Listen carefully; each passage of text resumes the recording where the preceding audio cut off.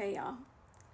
In light of the recent chaos against my shop for selling Kantha and me being accused of not being passionate enough to sell Kantha, I wanted to drop this video to showcase the similarities between the Mexican and Indian culture, which is really one of the reasons why I wanted to sell Kantha, because I very well understand the cultural aspect of the clothes. Because as you can see, I grew up with that. As a Mexican citizen and lineage deep into the country of Mexico from both my parents, my great-grandmothers from my mom and dad's side were literally neighbors living miles away from each other. All of my grandparents except my dad's mom were born in Mexico. My dad's mom was born in Arizona right after Arizona was taken from Mexico. So in my opinion, she was still born in Mexico. So the culture in Mexico for me runs deep, and the cultural similarities between Mexico and India and their clothes, their food, and many other aspects is very similar. My best friend at work when I got my first job out of college was from India, and we used to share a lot of our cultural experiences to highlight what was similar and what was not, and it was such a great experience. I loved her like a sister. So please listen to this video. It is 10 minutes long. Pay close attention, because if you blink, you're gonna miss when it shifts from one culture to the other, because they are so similar. The only way you'll be able to tell it apart is probably by the language.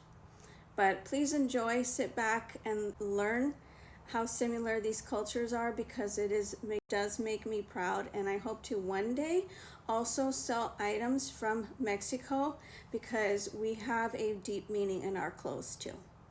Thank you so much for listening, and I'll see you soon.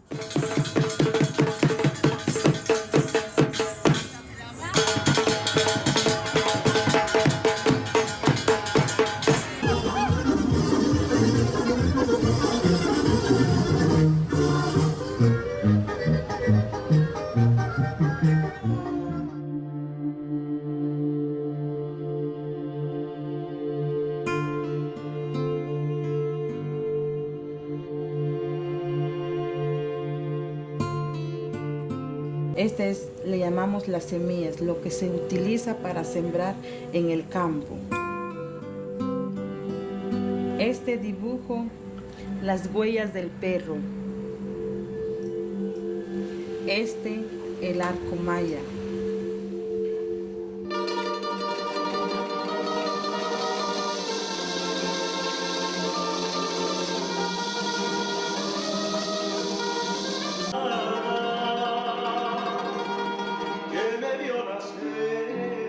Guatemala borders the south of Mexico and is a country roughly the size of Ohio. Of the more than 12 million people who live here, just under half identify as indigenous Maya.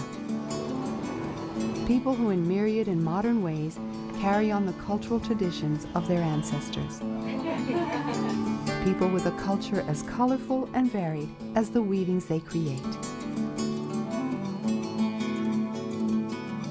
The traditional blouse woven and worn by Maya women in Guatemala is called a huipil. The colors and styles of huipils vary greatly. Many are identified with a specific community. There have always been changes and adaptations to accommodate new tastes, designs, and materials.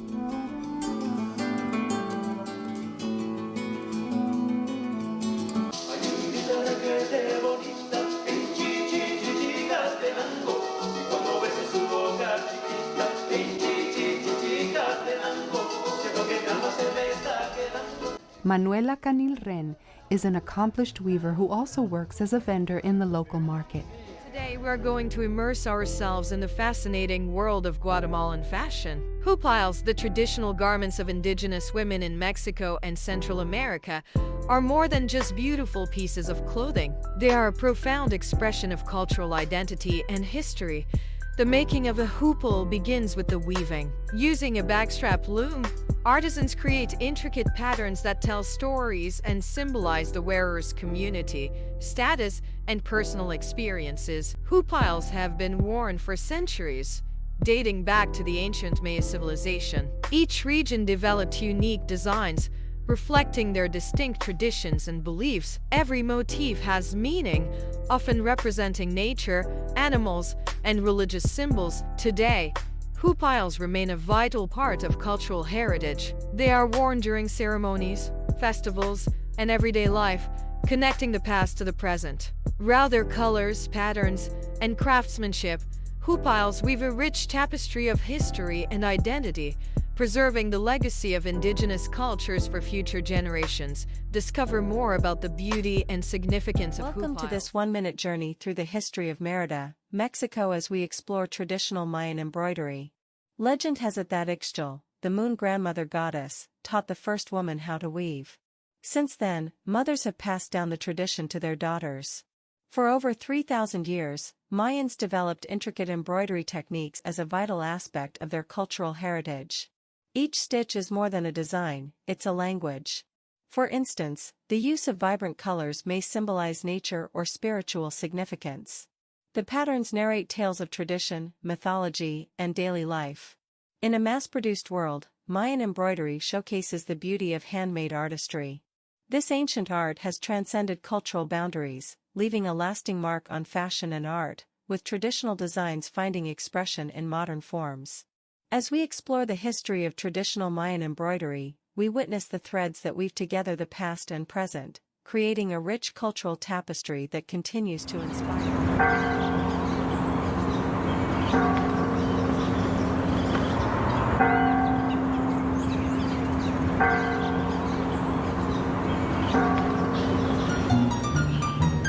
Soy Viviana Mateos, soy originaria de la ciudad de Oaxaca de Juárez y pertenezco a la delegación de chinas oaxaqueñas Casila.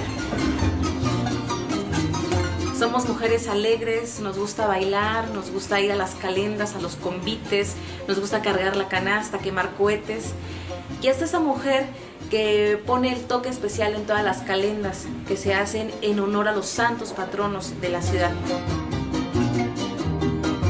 Primero empezamos con unas trenzas que debe ser con listón satinado. Después viene lo que es una soguilla, lo que es, yo en este momento porto lo que es un rosetón.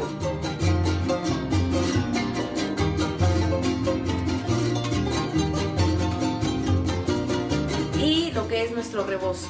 Funge una función muy importante, taparnos y entrar a rendir culto.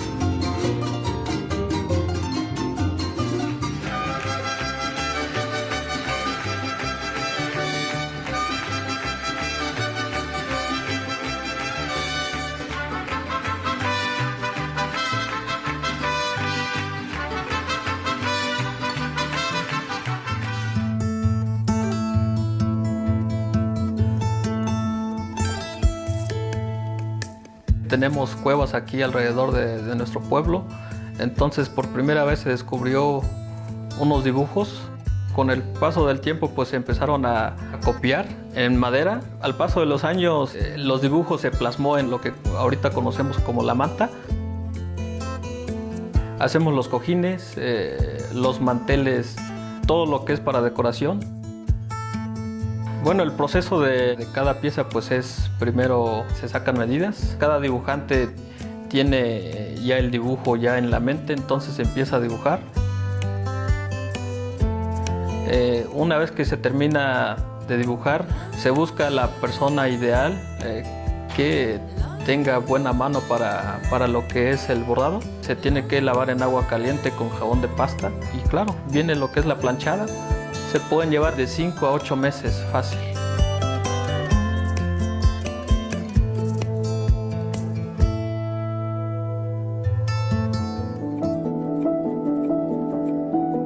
In the eastern regions of the Indian subcontinent lives a tribal community that helped evolve an art form that has taken the women of the country by storm.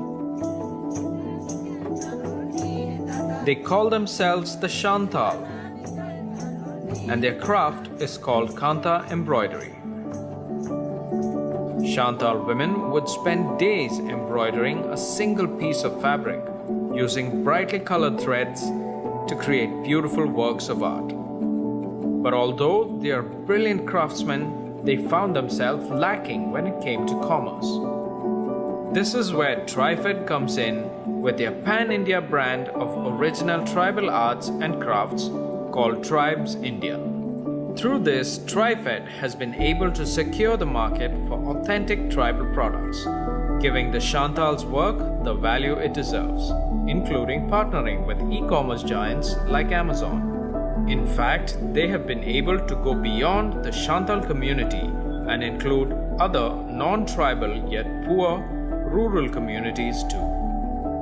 যে ওই কাকার কাছে কাপড় নিয়ে আসি আমি নিয়ে এসে আমি যেমন এখানে দিয়েছে এটা এরকম থাকবে সেটা 5 জনকে আমি দিচ্ছি সে 5 জন হয়ে যাচ্ছে সেরকম দেখাশোনা করে আসতে হচ্ছে সেরকম দেখে নিয়ে এসে আমাকে দিয়েছে আবার নিয়ে এসে তাকে সে মজুরিটা নিয়ে যে আমি তাদের দিচ্ছি দিয়ে আবার নিয়ে আসছে দিয়ে দেওয়া থাওয়া তাদের করছি এরকমভাবে 20 বছর আগে এরকম কাজ ছিল না তারপরে এই কাজগুলো যখন ওই সামান্য পয়সাটুকুর বিনিময় পেলাম তখন বাড়ির কাজ আমাদের ছিল সেগুলো বাদ দিয়ে দিলাম দুটো পয়সার জন্য যদি আসে 10 টাকা 20 টাকা তাতেই আমরা সন্তুষ্ট।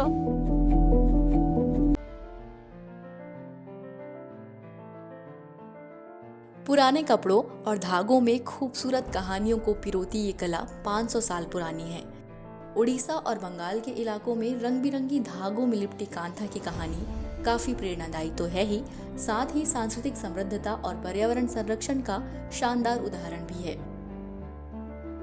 कांथा एम्ब्रॉयडरी कला का वह रूप है जिसे भारत में बंगाल और उड़ीसा के कलाकारों ने जन्म दिया है और अब इस ऐतिहासिक परंपरा को आगे बढ़ाने का काम कर रही हैं पद्मश्री प्रीतिकाना गोस्वामी। लेकिन अपने पैशन को प्रोफेशन बनाने के लिए प्रीतिकाना को काफी संघर्षों का सामना करना पड़ा। वे कहती हैं कि उन्होंने अपनी मां से इस कला को सीखा और आगे बढ़ाया, लेकिन पिता की मृत्यु के बाद उन पर छोटी बहनों की जिम्मेदारी थी, जिसे निभाते हुए अपनी कला को आगे बढ़ाना मुश्किल था, क्योंकि तब कला के जरिए पैसे कमाना आसान नहीं था। प्रीतिकाना कहती हैं कि उन्होंने हार नहीं मानी और एकदम छोटी सी आमदनी के जरिए अपनी कला को जीवित रखा। साल 1990 में उनकी जिंदगी बदल गई जब उनके काम पर राज्य शिल्प परिषद की नजर पड़ी। इसके बाद उनके काम को पहचान मिली और उन्हें नई ऊंचाइयां। प्रीतिकाना प्राचीन शिल्प कला को आगे बढ़ाने का काम कर रही हैं। उन्होंने नई जनरेशन के साथ मिलकर इसकी ओरिजिनलिटी को संभाल कर रखा है। उनकी मेहनत और काबिलियत की वजह से ही आज कांथा देश और दुनिया में पहचानी जा रही है। वे कांथा एम्ब्रॉयडरी को नई युवा पीढ़ी और महिलाओं के साथ साझा कर रही हैं।